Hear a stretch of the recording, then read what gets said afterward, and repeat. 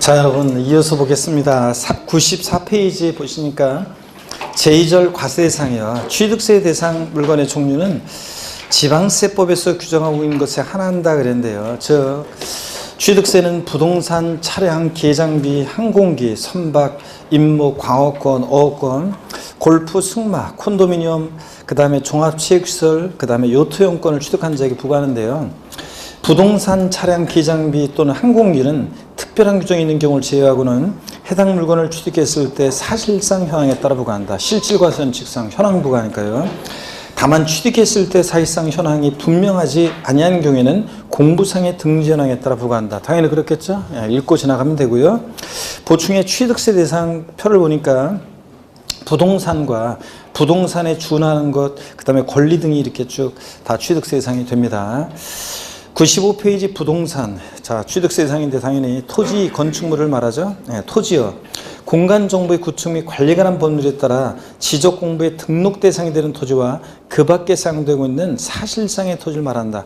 공유수면을 매립간 척하고서 준공인가전에 사실상으로 사용하는 토지도 포함한다는 얘기입니다. 실질과세는 직상 등록되지 않은 것도 대상이 된다고 그랬죠. 자, 그래서 그런 얘기입니다. 그 다음에 건축물 그러면요. 건축법에 따른 건축물과 토지에 정착하거나 지하 또는 다른 구조본에 설치하는 레저시설, 저장시설, 도크, 저반, 도관시설, 급수 배수시설, 에너지 공급시설 및 그 밖에 이와 유사한 시설을 말한다. 그래서요. 우리 부동산 특히 건축물의 범위를 좀 주의하셔야 돼요. 동그라미 1번 건축법에 따른 건축물이요. 우리가 알고 있는 이제 건물을 말하는데요. 니은번 토지, 지하 또는 다른 구조물에 설치하는 이런 시설물도 또 건물뿐만 아니라 취득세 대상이 되고, 디귿번 건축물에 딸린 일정한 시설물도 또 대상이 돼요. 그래서 여러분 건축물 그러면 우리가 흔히 건물만 생각할 것이 아니라 이런 시설물도 포함되어 있다는 걸 주의하시면 되고요. 그래서 거기 자 우리 바탕식 박사안에 보니까요. 건축법에 따른 건축물 등 그래서요. 건축법에 따른 건축물의 범위 그래서요. 건축물이란 공법에 배웁니다, 여러분. 토지에 정착하는 공작물 중 지붕과 기둥 또는 벽 있는 것과 이에 따른 시설물, 지하 또는 고가의 공작물에 설치하는 사무소, 공연장, 점포, 차고, 창고 이런 것들을 우리가 말합니다. 흔히 우리가 건물 취득세 대상입니다. 2번에 토지, 지하 또는 다른 구조물에 설치하는 시설물의 범위 그래서 다음에 해당하는 시설물을 말한다. 이는 종전의 구축물을 말하는 것으로 하나의 독립된 부동산으로 개별적인 취득세 대상이 되는데요. 동그라미 1번 레저시설, 자, 취득세상인데 레저시설 밑줄이고요. 자, 그 다음에 수영장, 스키장, 자, 골프 연습장 밑줄입니다. 체육시설의 설치, 이용에 관한 법률에 의해서 골프 연습장업으로 신고된 20타석 이상의 골프 연습장만 해당하는데 어떤 종목에서 보니까 이걸 19타석으로 바꿔서 냈더라고요. 19타석이면 대상이 아니겠죠? 그래서 그런 크게 분석을 했던데 하여튼 이런 골프 연습장 나왔다 레저시설 앞으로요 레저시설 나왔다 골프 연습장 이런 시설물도 대상이 된다는 거 여러분이 주의하시고요. 이런 시설물도 그 다음에 쭉 이어지는 것들은 하나하나 외우는 게 아니에요. 그냥 참고적으로 읽어봅니다. 뭐 저장시설, 도크, 저반시설 같은 이런 시설물도 대상이 된다는 거. 하여튼 꼭 기억할 것은 건물뿐만 아니라 건물과 독립한 시설물로서 레저시설 나왔다 골프 연습장, 골프 연습장 나왔다 레저시설 이겁니다. 그 다음에 96페이지 보면 3번에 건축물에 딸린 시설물의 범위 그랬어요. 다음에 어느 하나에 해당하는 시설물을 말한다. 이는 종전에 특수한 부대 설비를 말하는 것으로 건축물에 부수되어 설치된 경우에 한해서 취득사항이 됩니다. 그러니까 자체로는 취득사항이 아닌데 이게 건물에 설치될 때 이제 대상이 되는데요. 엘리베이터, 에스컬레이터 같은 승강기나 일정한 발전 시설 등등. 5번 보니까 건물에 부착하는 금고, 대형 금고를 말하겠죠. 은행 같은데. 그 다음에 뭐 등등 이런 것들이요. 자, 이런 것들도 하여튼 대상이 된다는 거 한번 쭉 읽어봅니다. 그냥 참고적으로요. 자, 그래서 엘리베이터, 에스컬레이터 같은 승강기나 발전시설 또 건물에 부착한 금고 이런 것들도 대상이 될 수 있다. 이런 거. 에어컨도 거기 뭐 이런 거 중앙조절식만 해당하고 이런 것들 읽어보시고요. 양가로 2번 부동산에 준하는 것 그래서요. 쭉 나오고 있습니다. 그럴 때 그 보충 내용을 한번 볼게요. 차량, 기장비, 항공기 및 주물 바다 건조하는 선박, 차, 기, 항, 선은 아까 원시 취득할 때는 과세하지 않고 어떻게 한다? 승계 취득만 과세한다고 그랬습니다. 그래서 한번 그냥 보시고요. 그 다음에 97페이지 권리요, 광어권 뭐 이런 것들 대상인데요. 참고적으로 보는 거예요. 출원에 의해서 원시 취득하는 광어권은 니은번 보세요. 출원에 의해서 처음에 원시 취득하는 광어권 취득세 면제예요. 자, 승계 취득할 때만 대상이 돼요. 그래서 제가 아까 선박이나 광어권을 다른 사람으로부터 샀다는 표현을 썼는데요. 이런 것들 읽어보시고 참고적으로요. 연락의 목적일 건 아니고요. 예. 광어권의 범위 이런 것들 참고적으로 봅니다. 어업권 같은 것도 니은번 보니까요. 출원에 의해서 원시 취득할 때 어업권은 취득세 면제되고요. 승계 취득할 때만 대상이 돼요. 이런 것들. 그 다음에 뭐 단서 같은 거 나오는데 이런 것까지 뭐 시험에서 물어보고 그럴 가능성 낮으니까 참고적으로 보는 거고요. 보충해 보니까 특허권, 저작권, 출판권 같은 무체지상권, 이런 부동산에 관한 권리 이런 것들은 대상이 아니고요. 아파트 당첨권, 분양권 이런 것들 아니고요. 지상권, 지역권, 자, 부동산 임차권 이런 건 대상이 아니라는 얘기입니다. 보충 밑줄입니다. 특허권 등의 무치지상권과 부동산에 관한 권리, 그 부동산에 관한 권리 그러면 여러분들이 이제 양도세에서 배우는데 부동산 임차권, 지상권, 전세권 같은 뭐 그런 것들을 말해요. 하여튼 이런 것들은 취득 대상이 아니다 밑줄이에요. 나머지는 그냥 읽어봅니다. 참고적으로 회원권 같은 거 이런 것들. 그 다음에 넘어갑니다. 98페이지 보겠습니다. 예제 문제 한번 볼게요, 여러분들.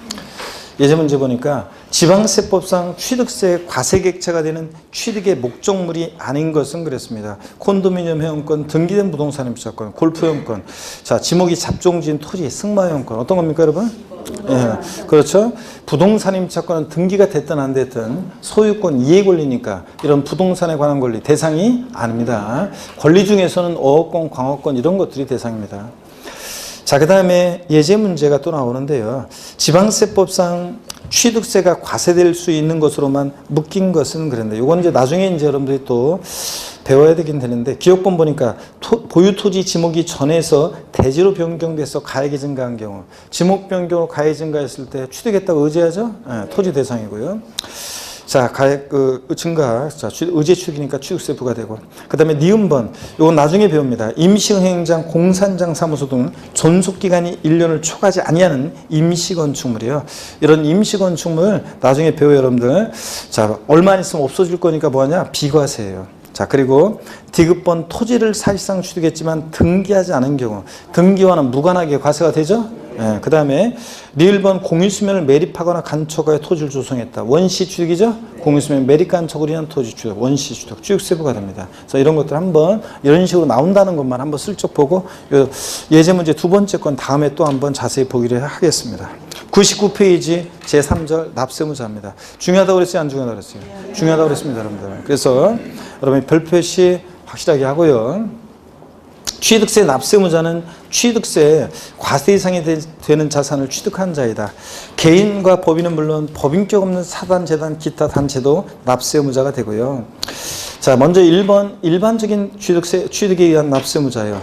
취득세는 부동산 등 하여튼 이런 것들을 취득한 자에게 부과하는데요. 먼저 양가로 1번 사실상 취득자예요. 부동산 등의 취득은 민법 요까지 밑줄이에요.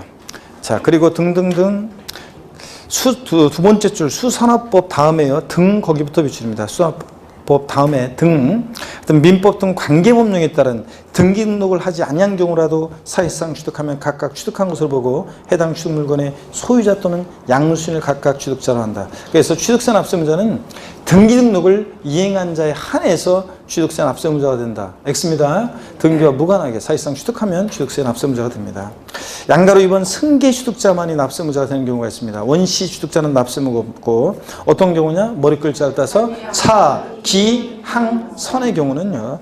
원시 취득자는 납세무가 없고 승계 취득의 경우만 과세하니까 승계 취득자만이 납세무자가 된다는 거. 윗줄이고요. 자, 그 다음에 의제 납세무자 봅니다. 납세무자로 보는 경우요. 주체 구조부 취득자가 되는 경우. 건축물 중 조작 설비 그 밖에 부대 설비에 속하는 부분으로서 그 주체 구조부 하나가 돼서 건축물로서의 효용 가치를 이루고 있는 것에 대해서는 이게 무슨 얘기냐면 엘리베이터, 에스컬레이터 같은 승강기나 이런 것들은요. 그 자체로는 대상이 아닌데 여러분 보세요. 네, 제가 설명드렸던 건데 어떤 거를 한번 봅니다. 자, 제가 항상 얘기해 드리는데 제가 예전에 서울 청량리 역광장 건너편에 미주상가라고 있었는데 거기서 강의한 적이 있었습니다. 2000년대 중반에. 6층짜리 학원이, 6층짜리 건물이었는데 학원이 6층에 있었어요. 근데 오래된 건물이라 엘리베이터가 없었어요. 그래가지고, 그 당시에 지하철 1호선에서 지금은 에스컬레이터 같은 게 잘 돼 있는데 그 당시에 없어가지고 있죠. 계단 연락에 뛰어가지고 지상까지 올라가고 지상에서 또 뛰고 여기 1층, 여기서 숨을 몰아신 다음에 6층까지 또 뛰어 올라가고요. 아침에 하여튼 진짜 별 보고, 아직 별이 보였어요, 진짜. 별이 보이고, 학원에 도착하면 별이 보이고 정신 하나도 없었는데. 자, 여기 학원 원장님이, 아유, 도저히 안 되겠다, 여기. 엘리베이터가 없으니까 수강생들이 힘들다고 그냥 뭐 강제 운동시키냐 이래가지고 안 되겠다 그래서 엘리베이터, 에스컬레이터 같은 승강기요. 이런 것들은 그 자체로는 대상이 아닌데 아까 봤어요. 일정한 발전시설, 엘리베이터, 에스컬레이터 같은 승강기, 건물에 부착하는 근거는 그 자체로는 대상이 아닌데 건물에 부착 설치될 때는 주체구조와 효용가치를 건축물의 조작설비, 부대설비에 속하는 부분으로서 자 주체구조부, 건물과 일체가 돼서 효용가치를 이루고 있는 것에 대해서는 이런 것들은 이제 설치될 때 취득세 대상이 되는데요. 그럴 때 자 원래는 주체구조부 취득자예요. 주체구조부 취득자. 원래는 건물주가 이거 가설하는 게 일반적이잖아요. 그런데 자 원래 일치하잖아요. 가설한 자와 주체구조부 취득자가 일치하는데 일치하지 않을 때 누구한테 취득세를 부과할 것이냐 그런 얘기입니다. 그럴 때 자 거기 한번 이어서 보겠습니다. 그럴 때 누가 납세문제가 되느냐? 두 번째 줄 끝에 밑줄입니다. 주체구조부 취득자 외의자가 가설한 경우에도 주체구조부의 취득자가 함께 취득한 것으로 본다. 밑줄 짝입니다, 여러분. 자, 그러면 무슨 얘기냐면 이게 주체구조부 취득자 이외자가 가설했을 때 주체구조부 취득자가 함께 취득한 것으로 간주한다. 그 말은 이 주체구조부 취득자 있죠? 얘가 취득세 납세무자가 돼요. 얘가 취득세 납세무자가 되고요. 가설한 자 바꿔서 나온 적이 있는데 가설한 자 X입니다, 여러분. 그러면 이거 왜 그러냐면요, 여러분 보세요. 이런 것들은 가설이 돼서 주체구조와 일체가 효용가치를 딱 이루고 있어요. 이 임차인이 자 장사가 안 돼서 딴 데로 갑니다. 그럴 때 취득세 추징의 문제 같은 게 생겨요. 뭐냐면 보는 거. 자, 어차피 이건 딱 여기 붙어가지고 뛰어서 갖고 갈 것도 아니고 이게 붙어가지고 딱 주체구조와 일체가 돼서 효용가치를 이루고 있는데 그럴 때 취득세 안내, 그럼 취득세 추징할 때 자, 가설한 자를 납세무자로 한다 그러면 일일이 과세권자가 가설한 자를 찾아서 그 사람한테 부과해야 되는데 이 사람은 벌써 딴 데로 가 있는데요. 그러니까 자, 추징의 문제 때문에 이런 경우에 누구를 납세무자로 하냐? 주체구조부 취득자, 건물주를 납세무자로 한다는 얘기입니다. 가설한 자 X입니다. 그래서 거기 양가로 1번 주체구조부 취득자 제목 옆에다가 가로해 놓고 가설한 자 X 가로 닫고요. 가설한 자 X 이렇게 해놓으시면 됩니다. 그래서 건물주, 주체구조부 취득자가 납세무자가 된다. 이런 거예요. 그 다음에 100페이지로 넘어갑니다. 양가로 2번입니다. 변경 시점의 소유자인데요.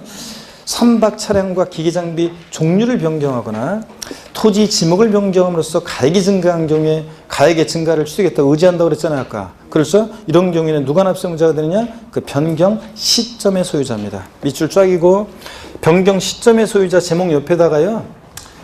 종류 변경, 지목 변경 후의 소유자가 아니에요. 후의 소유자가 아니라 지목 변경 시점의 소유자예요. 밭에서 대지로 지목이 변경될 시점의 소유자가 납세무자지 지목 변경 후의 소유자가 아닙니다. 지목 변경 후의 소유자면 누구를 특정할지 애매해져요.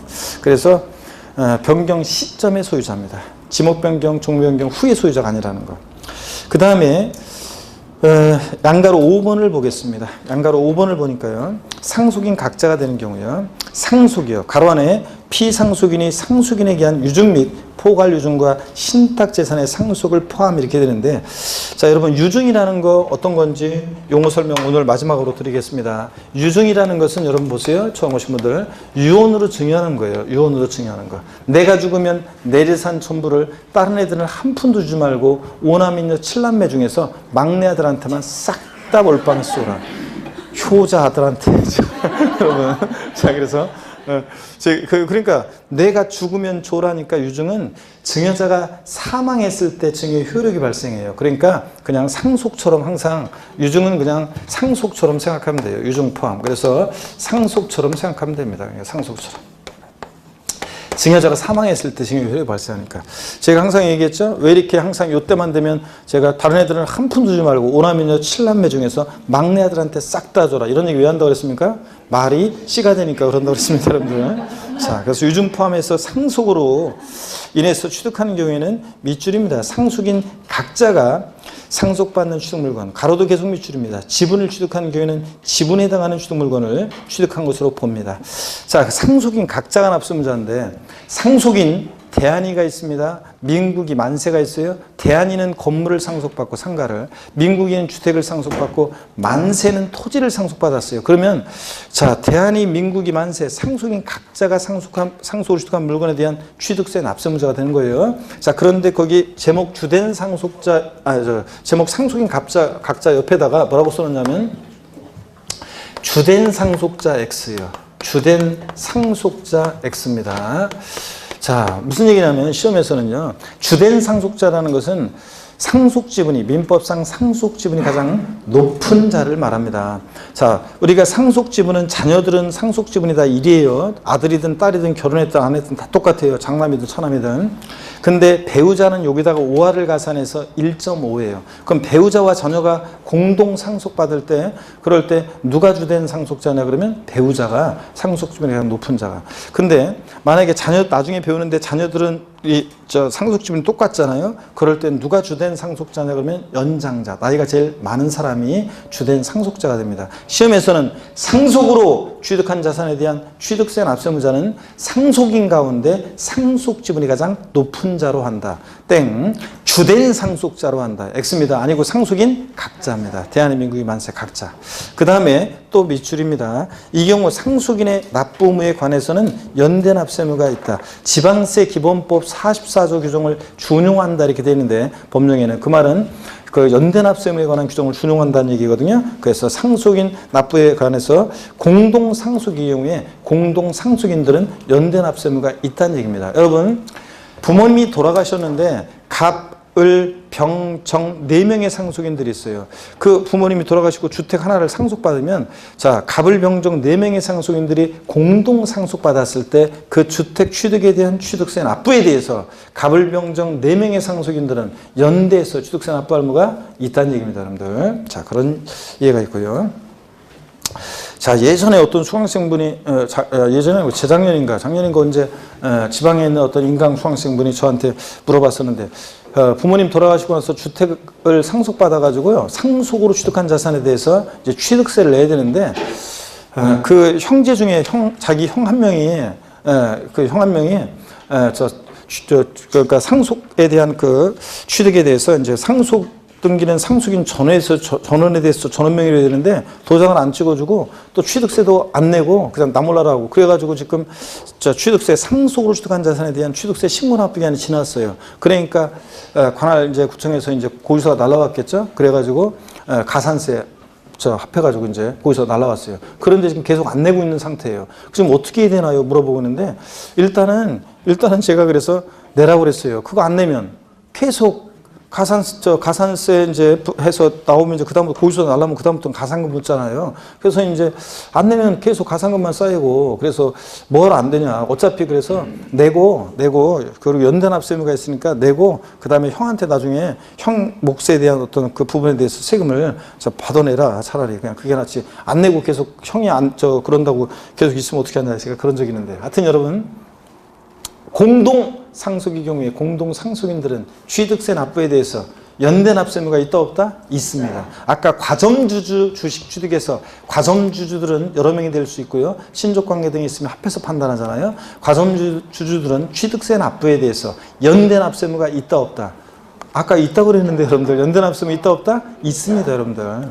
자, 그리고 여기 공동 상속의 경우도 연대 납세 의무 있고요. 용어 읽어보시고요. 양가로 6번이요. 주택조합 및 재건축조합의 조합원이 되는 경우 한번 보겠습니다.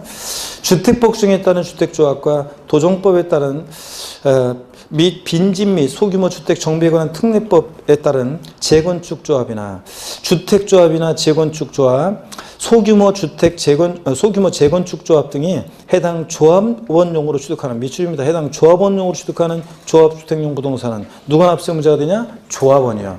자, 준공은 조합 명의로 준공이 된다 할지라도 1104동 1102호를 갑이라는 조합원이 아파트 배정받았어요. 그러면 그 1102호는 누가 취득세 납세의무자가 된다는 거예요? 그 조합원. 조합원용 부동산은 누구? 조합원이 납세의무자가 됩니다. 다만 조합원에게 귀속되지 않는 부동산은 제외한다 몇 줄이요? 비조합원용 부동산이요. 단지 내 상가나 일반 분양부 같은 비조합원용 부동산은 제외한다는 말은 조합원이 납세의무자가 되는 것을 제외하는 거니까 누가 납세의무자가 된다? 조합이 납세의무자가 된다. 그래서 거기 박스 안에 밑줄이죠. 조합원용 부동산은 조합원이 납세의무자가 되고 비조합원용 부동산은 누가? 조합이 납세의무자가 된다는 얘기입니다. 그 다음에요. 양가로 9번을 보겠습니다. 양가로 9번입니다. 자, 또 잘 보셔야 되는데요. 양가로 9번, 10번. 자, 양가로 9번, 10번, 11번, 12번, 13번. 다 중요합니다, 여러분들. 자, 이어지는 얘기들 다 중요합니다. 먼저 양가로 9번을 보겠습니다. 배우자 또는 직계 좀비 속의 부동산 취득의 증여 의제입니다. 배우자 또는 직계 좀비 속의 부동산 등을 취득하는 경우에 증여로 취득한 것으로 본다. 밑줄입니다. 그렇잖아요. 한 입을 돕고 자라서의 부모 자식 간에 대관계 인정할 수 없잖아요. 그러니까 증여로 취득한 것으로 봅니다. 다만 다음에 어느 하나에 해당하는 경우에는 유상으로 취득한 것으로 본다 밑줄이고, 그래서 대관계에 있다는 것이 입증이 될 수 있는 경우에는 유상 취득한 것으로 보는데요. 그래서 시험에서는 유상 취득으로 보느냐 무상 취득으로 보느냐 이걸 뒤바꿔요. 이게 포인트입니다. 원칙은 배우자 직계 좀비 속에 부동산을 취득하면 대관계 인정할 수 없으니까 증여로 취득한 것으로 보는데, 다만 대관계에 있다는 것이 입증이 되면 유상 취득으로 보는 경우도 있다는 경우인데 어떤 경우인지 봅니다.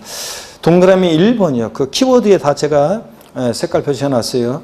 공매, 경매를 통해서 부동산 취득한 경우. 아버지 부동산이 공매나 경매에 넘어갔어요. 아들이 눈물을 흘리면서 달려가서 아유 아버지 그냥 집 경매에 넘어가는지도 모르고 아들이 경락을 받아서 받았습니다. 그러면 아버지에서 아들로의 소유권 이전이잖아요. 자, 그런 경우에도 대관계 이런 경우는 인정이 되니까. 그잖아요. 공매, 경매에 참여해서 경락되고 공매되고 안 내면 어떻게 경락을 받아요? 대관계 입증이 되죠? 그러니까 유상 취득으로 봅니다.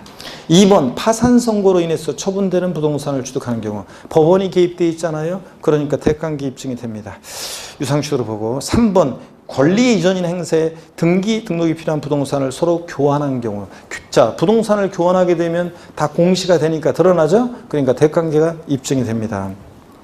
시험에 나왔던 것은 이런 거예요. 최근에 나왔던 것은 저를 보세요. 시험에 나왔던 것은 직계 비속이 직계 존속에 등기를 요하는 부동산을 교환에 의하여 취득한 경우에는 무상으로 취득한 것으로 본다. O, X예요. X입니다. 직계 비속이 직계 존속에 등기를 요하는 부동산을 교환으로 취득한 경우에 무상 취득으로 본다. 아니고 뭐라고요? 유상으로 취득한 것으로 봅니다. 시험은 그렇게 나오는 거예요. 자, 대관계 입증되니까 유상 취득으로 보고.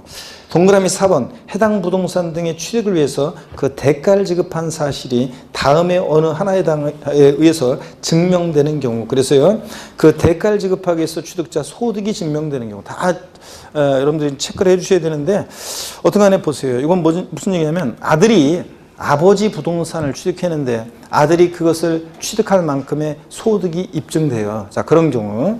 그 다음에 니은번 소유재산을 처분 또는 담보한 금액으로 해당 부동산을 취득하는 경우요. 아들이 아버지 부동산을 취득했는데요. 아들이 자신의 부동산을 처분한 금액으로 샀다는 게 입증되거나 자신의 부동산을 은행에서 담보로 대출받아서 샀다는 것이 입증되거나 이런 경우는 대관계 입증이 되죠. 유상취득으로 봅니다.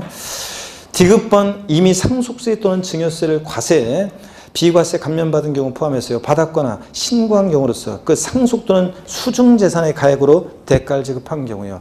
자, 아들이 아버지 부동산을 샀는데 장인어른 돌아가셔서 상속받은 재산으로 샀다는 게 입증되거나 장모님으로부터 증여받은 재산으로 샀다는 것이 입증되거나 이런 경우에는 역시 유상 취득한 것으로 봅니다. 배우자 직계존비속의 부동산을 취득해도.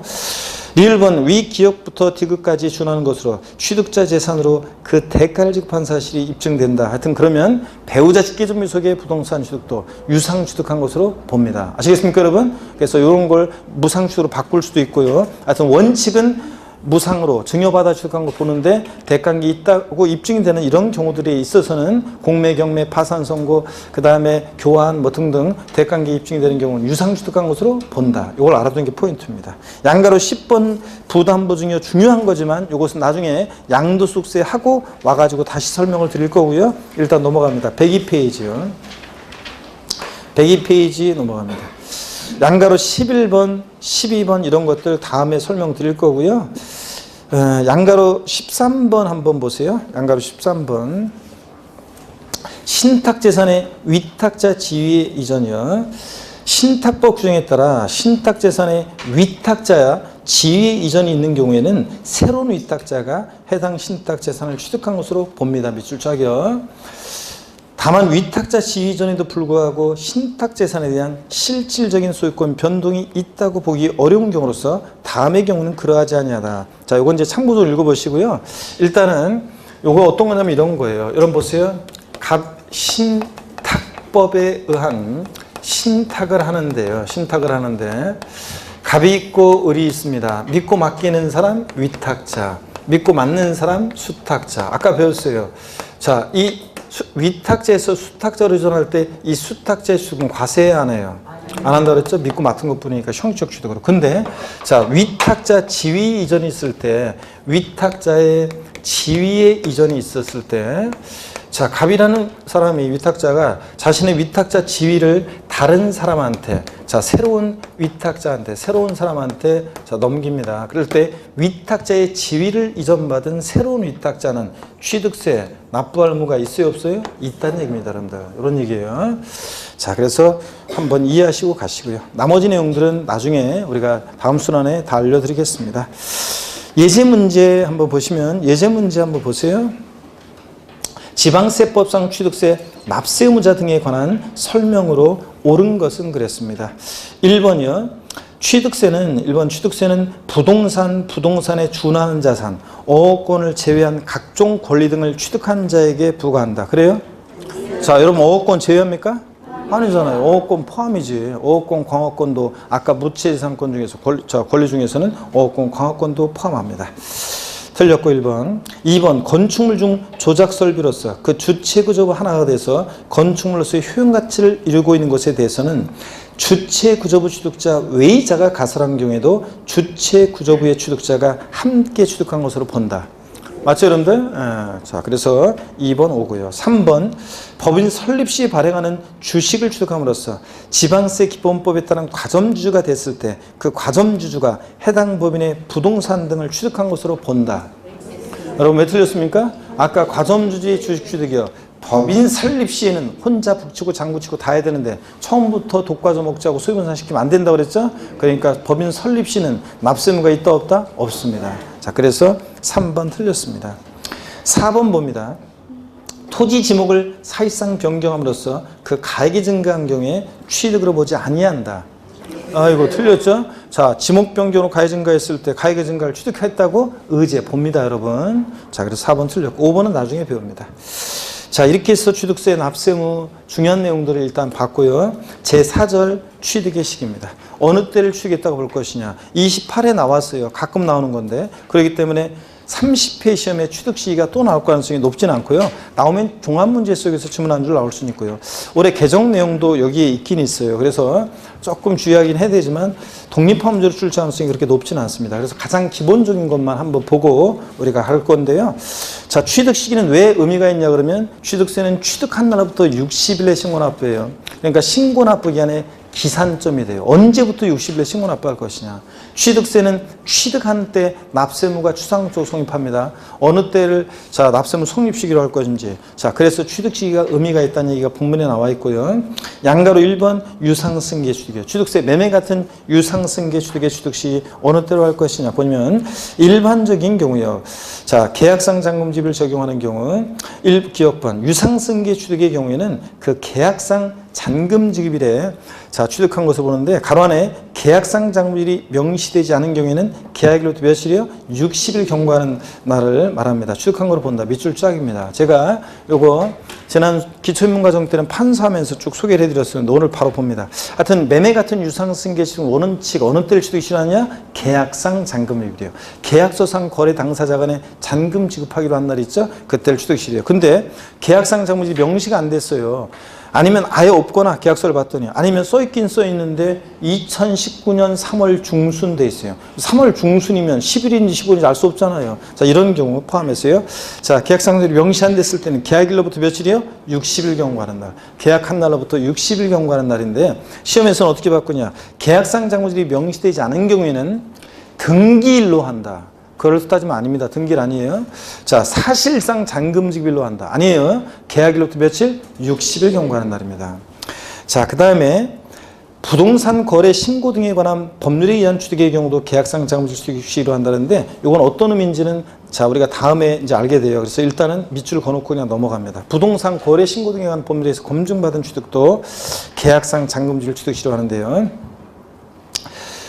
일단 밑줄이고요. 그 다음에 다만 자, 이어지는 얘기는 계약 해지에 관한 건데요. 여기 28회 시험 때 지문에 나왔어요. 근데 근데 지금은 계약 해지이고 넘어갑니다. 다음 순환에 제가 알려드릴게요. 자, 기본적인 틀만 보고 갑니다. 104페이지 봅니다.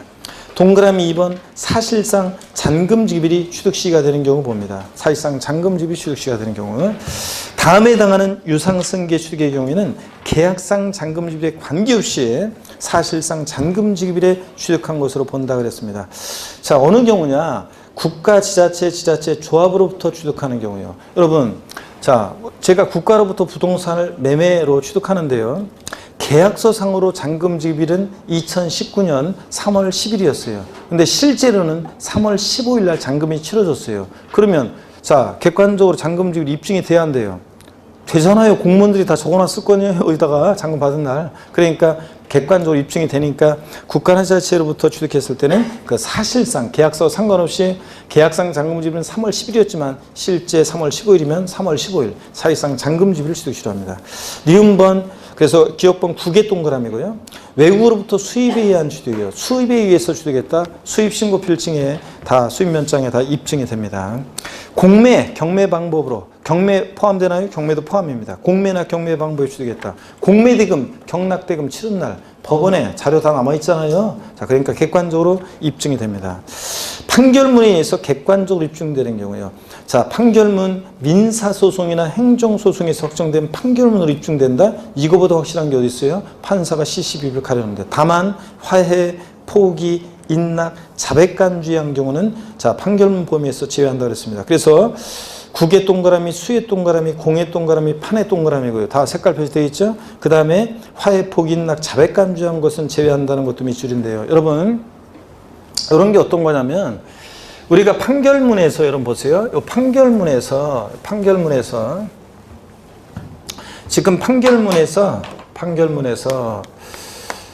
자, 우리가 판결문에서 여기서 지금 이제 화해, 다만 화해, 인락, 그 다음에 포기, 자백간주의한 것은 제외한다고 지금 돼 있잖아요, 여러분. 제외한다고 돼 있는데 이런 것들이 어떤 거냐면 처음 오신 분들 잘 들어보세요. 우리나라요 수많은 법적 분쟁이 한 해 특히 민사 법적 분쟁이 벌어지는데 그 수많은 법적 분쟁을 정식 재판 절차에 의해서 이걸 해결한다. 그러면 재판정도 부족하고 판사도 부족하고 업무를 너무 과중해가지고 감당할 수가 없어요. 그렇기 때문에 대개 소송 전취주의라고 그래가지고 정식 재판 전에 또는 재판 중에요. 조정 절차 속에서 대부분 걸러버려요. 그래서 자, 재판 전에도 또는 재판 중에도 판사가 양쪽 얘기 들어보니까 아유, 내가 보니까 줄 거 받을 거 확실하고 다만 액수에 있어서 지금 차이가 나는데 여기서 이만큼 주장하고 여기서 이만큼 주장하는데 내가 보니까 조금씩 양보해가지고 좀 이렇게 이 정도 금액에서 합시다 해가지고 화해 공고안을 내요. 그럼 양쪽에서 받아들이잖아요. 그러면 그냥 그대로 절차가 종결됩니다. 뭐 이런 게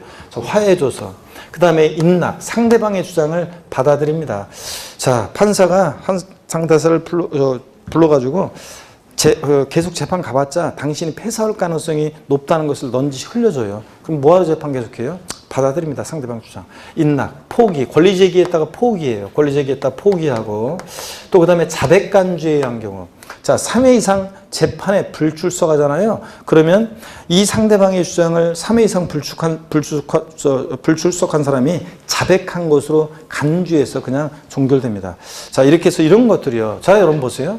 민사소송이나 행정소송에 확정된 판결문은 확실한 건데 근데 다만 이런 것들은 지금 얘기를 들어보세요. 얘기를 들어보니까 자, 얘네들은 객관적으로 잔금지급일이라든가 이런 것들을 입증할 수 있는 서류가 되겠어요? 안 되겠어요? 안 되지. 그냥 조정하는 절차 속에서 나온 거니까. 그쵸, 여러분들? 그래서 화해, 인락, 포기, 자백간주한 경우는 제외합니다. 시험에서 화해, 조소상으로 잔금지급일이 입증되는 경우에는 그 사실상 잔금지급일을 취득세상 취득시로 한다. OX, X입니다. 자, 화해 조소상으로는 잔금지급일 객관적으로 증명할 수 없으니까 원칙으로 돌아가서 계약상 잔금지급일을 취득시로 합니다. 아시겠습니까, 여러분? 이런 거 제외하고. 그 다음에 자, 법인장부에 의해서 취득가격이 증명된 취득. 법의 동그라미죠? 자, 그래서 법인장부가 뭔지는 용어 정리에 자세히 나와 있고요. 자, 여러분 보세요. 그래서 사실상 잔금지급일을 객관적인 취득으로 하는 경우 보니까 지금까지 본 얘기가 이거예요. 자, 국, 수, 공, 판, 법의 경우. 머리 글자를 따서. 자, 어떤 분은 외우실 때 국수, 공판, 장 이렇게 강의하시는 분도 계시는데 저는 국수, 공판에 관한 법, 국수, 공판법입니다. 객관적인 취득이에요. 제 입에서 국수, 공판법 나왔다? 객관적 취득이요. 자, 그래서 얘네들은 국수, 공판법은 사실상 잔금지급일을, 사실상 잔금지급일을 취득세상 취득시로 합니다. 사실상 잔금지급일을. 자, 다 같이요. 사실상 잔금지급일 취득시라는 객관적인 취득 어떻게 외운다? 국수 공판법입니다. 그러면 매매 같은 유상승계 취득은 원칙은 매매 같은 유상승계 취득 원칙은 계약상 잔금지급일이고요. 계약상 잔금지급일. 근데 계약상 잔금지급일이 명시가 되지 않았다 그러면 자, 그럴 때는 계약일로부터 며칠이요? 60일 경과하는 날이고요. 60일 자, 경과하는 날이고요. 그 다음에 자, 예외적으로 국수공판법처럼 객관성 있는 거래는 어느 때를 취득시라고요? 사실상 잔금지급일입니다. 자, 그래서 다 같이요. 자, 사실상 잔금지급일을 취득시라는 객관적인 취득 어떻게 외운다? 국수공판법입니다, 여러분. 자, 그래서 제가 지난 시간에 그 얘기도 해드렸죠? 그 얘기 드렸는데 제가 동탄 신도시에서 그 동탄 강의할 때 있죠? 2009년도 정도, 2009년, 2010년, 2011년 뭐 이런 무렵에 강의를 했었는데 그때 그 동탄 2기 신도시 생기기 전에 동탄 1기 신도시 거기서 있죠? 강의를 하는데 어떤 수강생이 학원에 온 지 한 2달 정도 됐는데요. 근데 전국 모의고사 이제 늦봄쯤에 이제 한 5, 6월 뭐 이렇게 무렵에 이제 이제 시험을 봤어요. 모의고사를. 근데 학원에 온 지 한 2달 정도밖에 안 된 수강생이 60점이 평균 60점이 넘었어요. 그러니까 다른 수강생들이 다들 자, 가가지고, 어느 학원 다니다 오셨어요? 막 이렇게 물어본 거예요. 아, 왜냐면 처음 공부하는 선생님이 그렇게 나올 가능성이 높지 않고, 진짜 그렇게 낮거든요. 그러니까, 그냥 대부분 2학년이다 생각하고, 어느 학원 다니다 오셨어요? 그런데 그 수강생이, 무슨 소리 나는 처음 공부한다 이런 식으로 얘기를 한 거예요. 그러니까 다른 수강생이 그 수강생을 볼 때마다 어때요? 재수가 없죠. 아, 진짜. 나는, 네? 겨울부터 와서 공부했는데 지금 평균 3, 40점을 깔고 있는데 그냥 60점 넘으니까 학원 온 지 얼마 안 돼가지고 그래서 막 그랬는데 그 수강생이 있잖아요. 보세요. 자, 제가요. 사실상 잔금지급일을 취득시라는 객관적인 취득. 자, 다 같이 어떻게 외운다? 국수 공판법 그러는데 그 수강생만 있잖아요. 넉넉고 국수 공판장 이러다가 2학년인가 뽀록났지. 다른 곳에서는 국수공판장 그렇게 외우거든. 그러니까 다른 교수님은 그러니까 국수공판장 그렇게 외웠던 게 습관이 돼가지고 국수공판장 다른 사람들이 뭐야? 자, 그런 적도 있었습니다. 뭐 그걸 솔직하게 얘기하지 뭘 또 그걸 참네. 자, 봅니다. 그래서 그런 얘기고요. 그 다음에 내려와서요. 그 동그라미 3번 연부취득이라고 있잖아요. 연부취득이 뭔지 좀 소개해 드릴게요. 연부로 취득한다는 것은 우리가 월부로 뭘 취득해요? 그럼 다달이 대금을 갚아나가겠죠? 월부로 뭘 취득한다 그러면 매년 대금을 갚아나가겠죠? 자, 2년 이상의 기간에 걸쳐 용어 정의가 나와 있어요. 연부취득 한번 볼까요? 연부취득이란 매매계약서상의 연부계약 형식을 갖추고 일시에 완납할 수 없는 대금을 2년 이상에 걸쳐서 일정의 시 분할하여 지급하는 것을 말합니다. 연부취득의 경우 다시 본문 봅니다. 연부로 취득하는 것. 자, 계속 미출입니다. 취득가액의 총액이 50만 원 이하인 경우 제외. 면세점 적용되는 경우 제외하고 미출입니다. 그 사실상 연부금 지급일을 취득일로 본다. 미출 짝입니다. 그러면 연부취득이 뭔지 좀 소개해 드릴게요. 여러분 보세요. 잘 보세요. 연부취득이 뭐냐? 그럼 저를 봅니다. 우리가요, 연부취득은 자, 2년 이상의 기간에 걸쳐 대금을 지급하는 방식으로 취득하는 건데, 대개 여러분요, 연부거래 보세요. 500만 원, 5천만 원, 5억짜리 거래하면서 2년 이상의 기간에 걸쳐서 연부금 지급하는 방식으로 거래가 될까요? 속 터져 죽지 뭘 그저 연부로 거래하겠어요. 그런 것들은 다. 근데 뭐 500억, 5천억, 뭐 50억, 500억, 5천억짜리 같은 거 거래한다. 네? 그러면은 자 5조짜리 거래한다. 막 그러면은 자 한 번에 뭐 계약금, 중도금, 잔금이 뭐 몇십억, 몇백억, 몇천억이 왔다 갔다 하기가 쉽지 않잖아요. 연부 거래합니다. 그럴 때 자 갑과 을이 총 연부 금액 50억짜리 거래를 하는데 연부 거래를 하는데 자 매년 10억 원씩이요. 자 5년의 기간에 걸쳐서 연부금을 지급하는 방식으로 연부 매매 계약을 체결했어요. 자 그러면 첫 해 연부금 지급일이 계약서상으로는 2019년 3월 10일이었어요. 계약서상으로는. 근데 실제로는 3월 19일 날 연부금이 치러지잖아요. 그러면 사실상 이 연부금 지급된 날 3월 19일을 취득시기로 해서 이때부터 취득세 60일에 신고 납부하는데 취득세 계산은 이때 총 연부금액 50억 곱하기 세율이 아니라 매회 지급되는요. 매회 지급되는 자 계약서상으로는 지급하기로 한 연부금액이 첫 해 10억이었는데 실제로는 8억 원의 연부금이 지급됐다 그러면 자 그 사실상 지급된 이 연부금액 있죠? 계약상 연부금액이 아니라 사실상의 이 연부금액 요것을 8억 원을 과세 표준으로 해요. 취득세. 그래가지고 8억 곱하기 세율에서 나온 세액을 자 사실상 연부금 지급일로부터 60일에 신고 납부합니다. 또 다음 연도도 또 자 사실상 연부금 지급일을 취득시로 하고 이해 사실상 지급된 연부금액을 과세 표준에서 취득세 계산해서 신고 납부합니다. 그러면 이렇게 함으로 인해서 어떤 효과가 있느냐 보세요.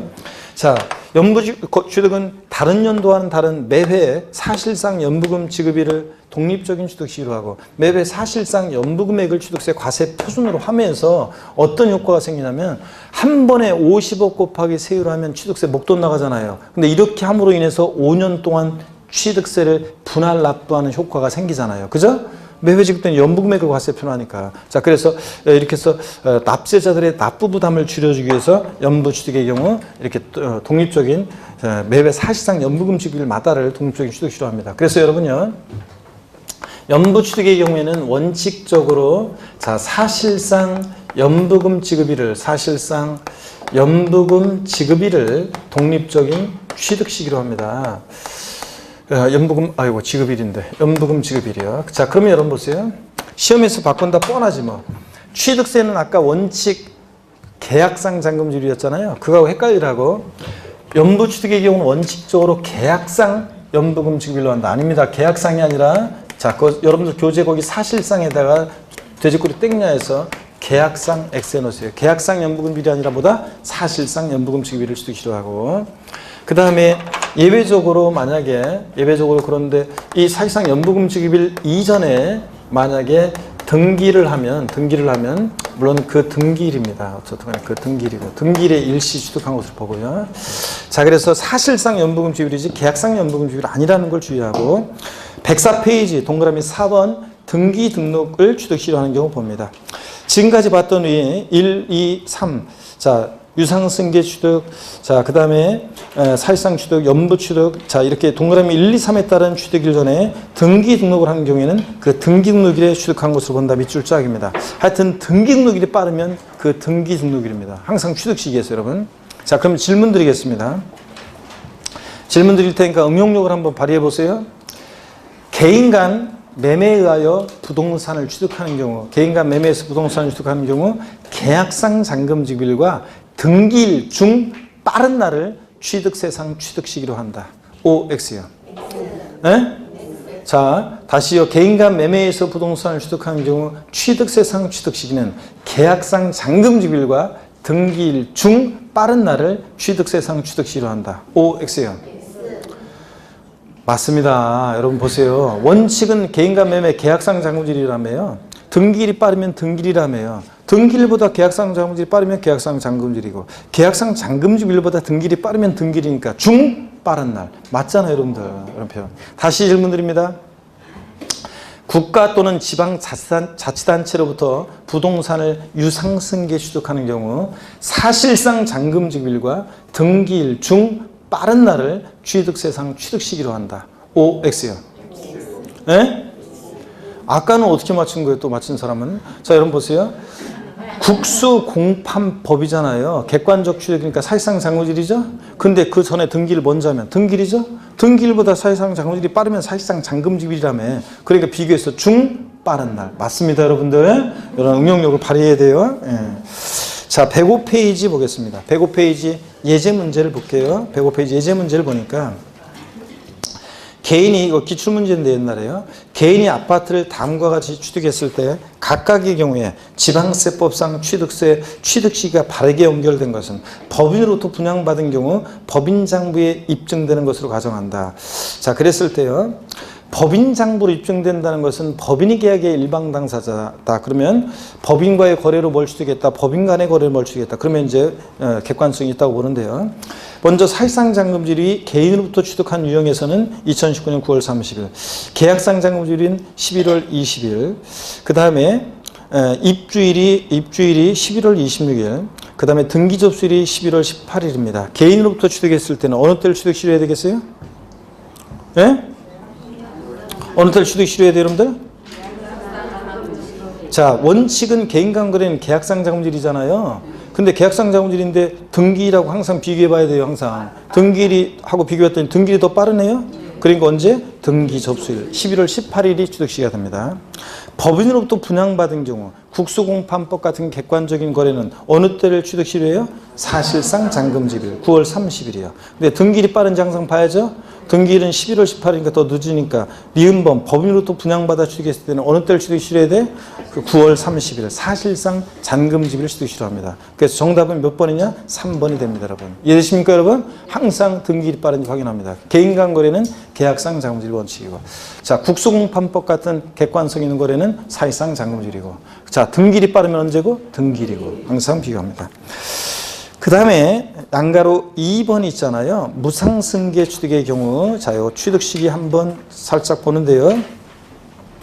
자, 무상승계 취득입니다. 증여 같은 무상승계 취득의 경우 원칙은 증여 같은 무상 취득은 계약일을 취득이 실효해요. 계약일. 증여 계약일이에요.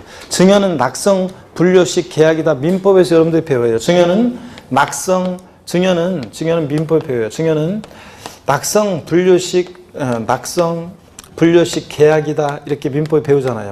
계약이 성립하려면, 자, 계약이 성립하려면 상대방에 뭐가 있어야 돼? 승낙이 있어야 되는 거예요. 청약하면 상대방에 승낙이 있어야지 계약이 성립하는 거예요.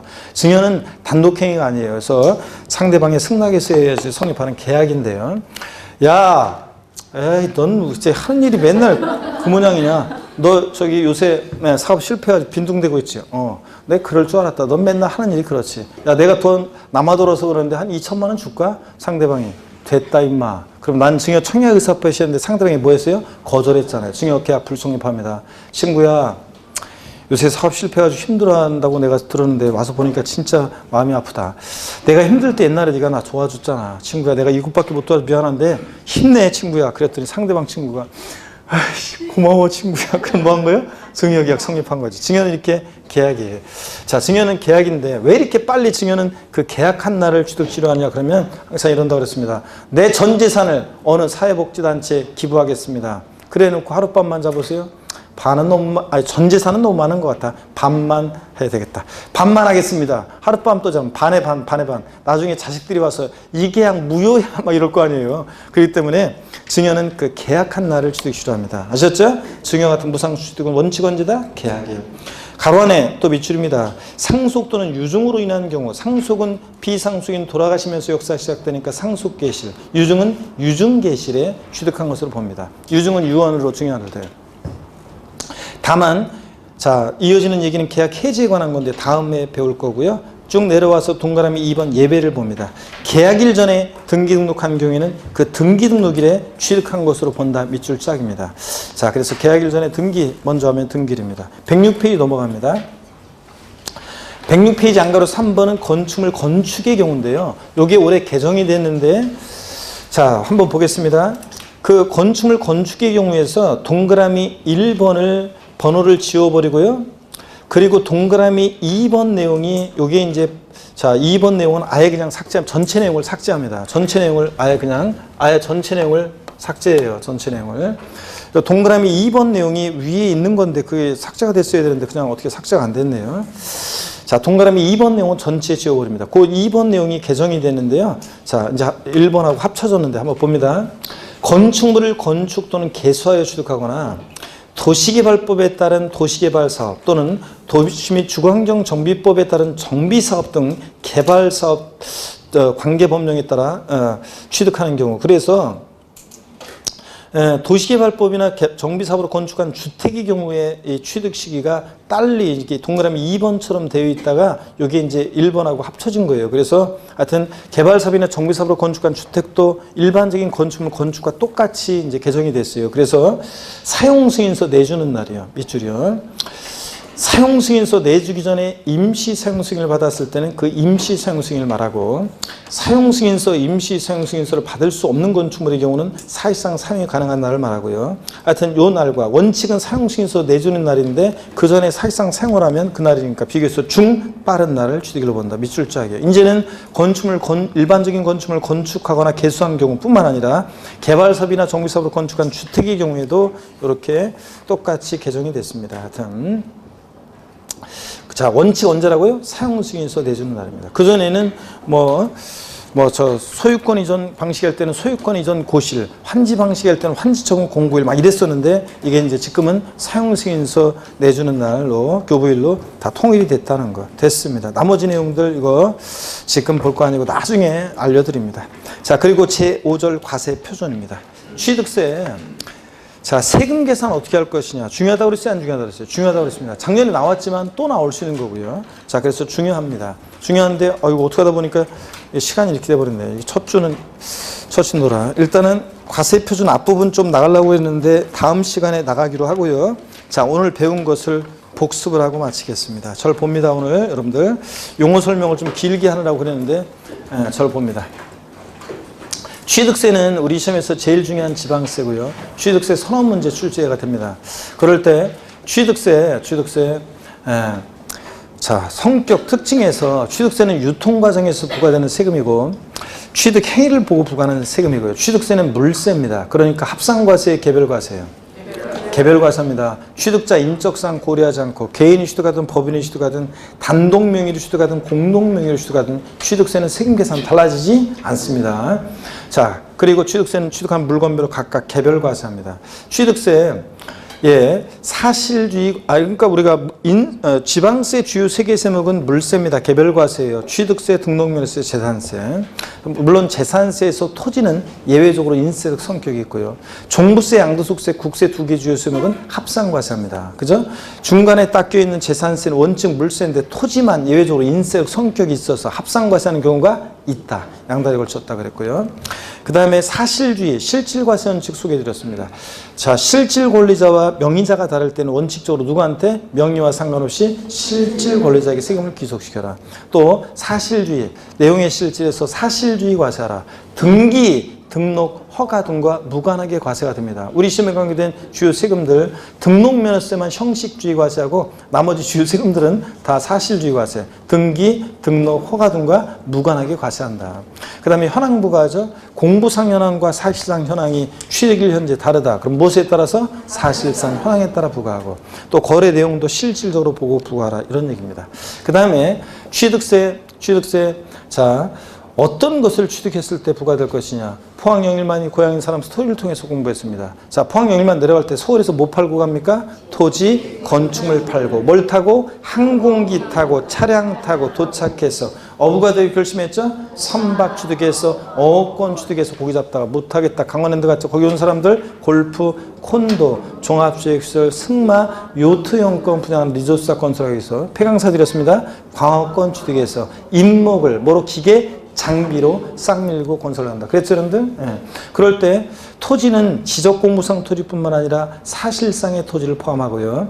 건축물, 우리가 알고 있는 건물, 지붕과 벽 또는 기둥 있는 사무실, 창고, 차고, 점포 같은 건물뿐만 아니라 레저시설, 급수배수, 도관시설 같은 이런 시설물도 대상인데 레저시설 나왔다. 항상 뭘 떠올려요? 골프 연습장.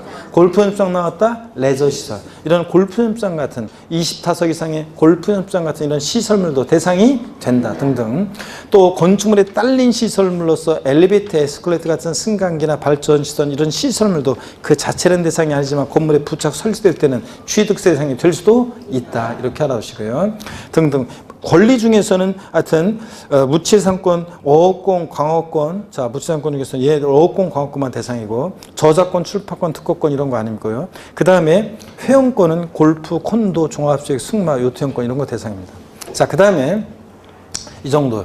취득세, 취득이 뭐냐 물어보면 한마디로 뭐라고 대답하신다? 사실상 소유권 취득이다. 사실상 취득만 하면 돼요. 등기등록과 무관하게 과세가 되고요. 사실상 취득해야지 형식적인 취득은 취득이 아닙니다. 자, 그 다음에 그 형식적 취득이 예로요. 신탁법에 의한 신탁재산 취득이요. 위탁재, 수탁자로 이전할 때 수탁재 취득은 과세해야 하나요? 안 합니다. 신탁계약 종료로 수탁재수, 위탁자로 이전할 때 위탁재 취득 과세해야 하나요? 안 합니다.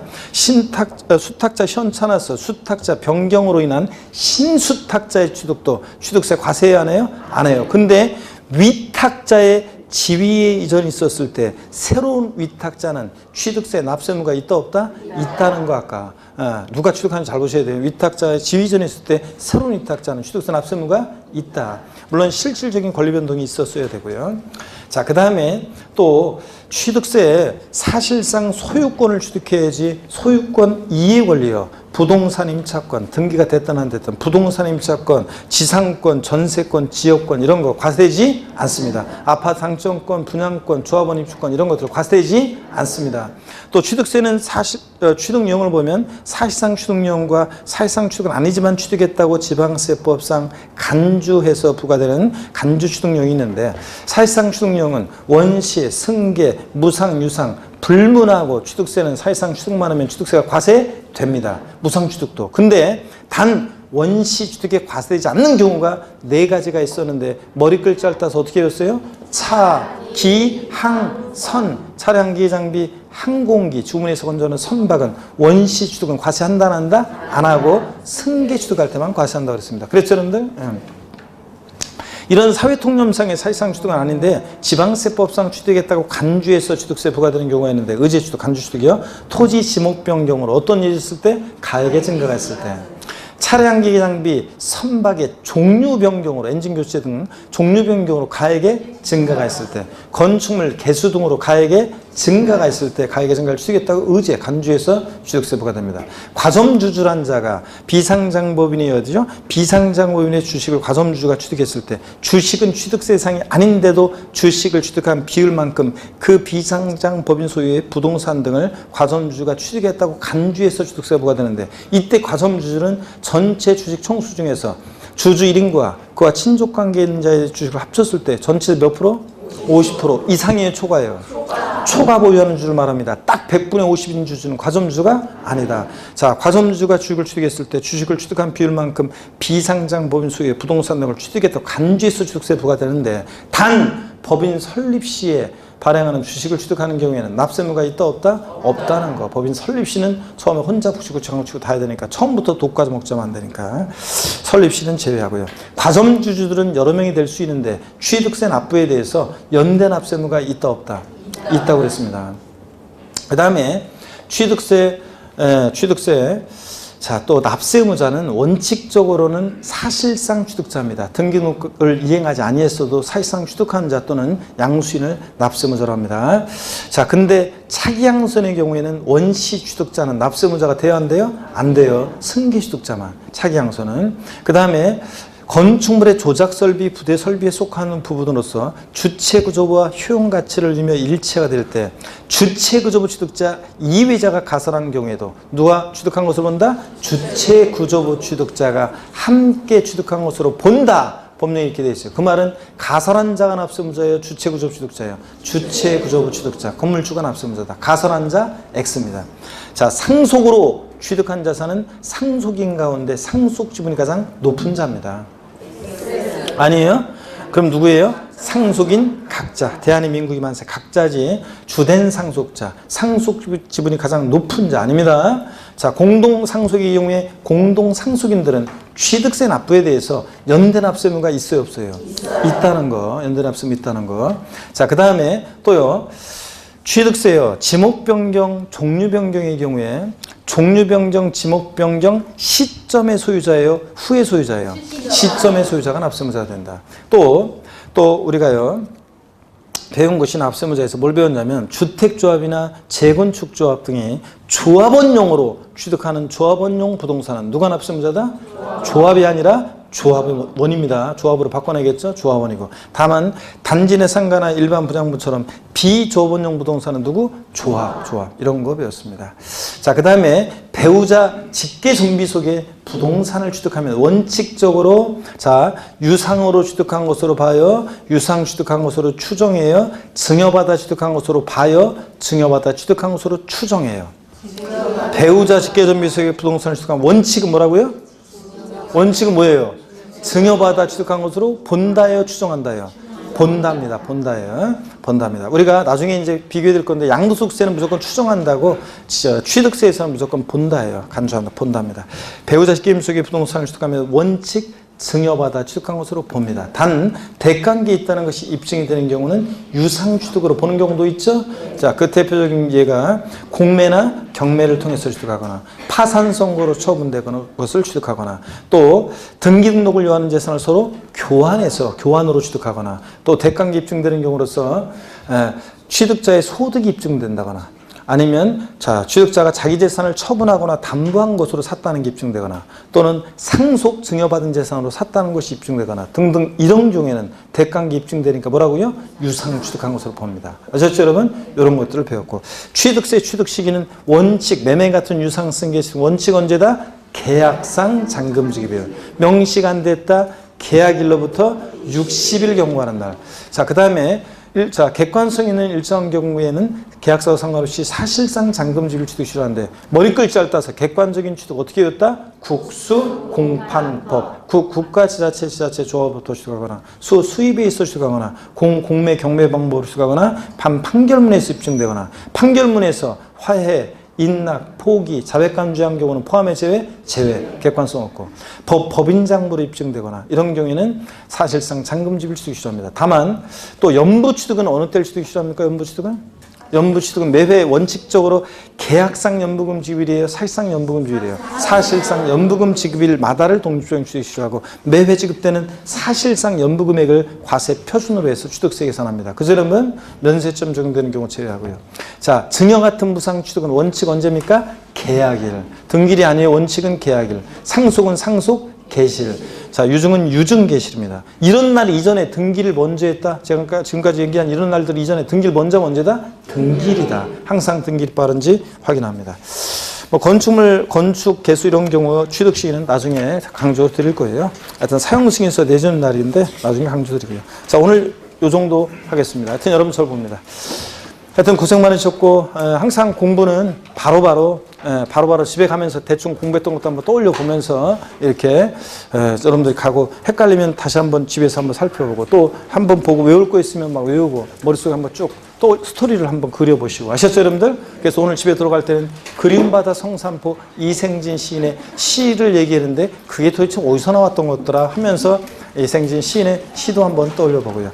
자 여러분 다음 주에 씩씩한 모습으로 다시 뵙겠습니다. 고맙습니다. 수고하셨습니다 여러분.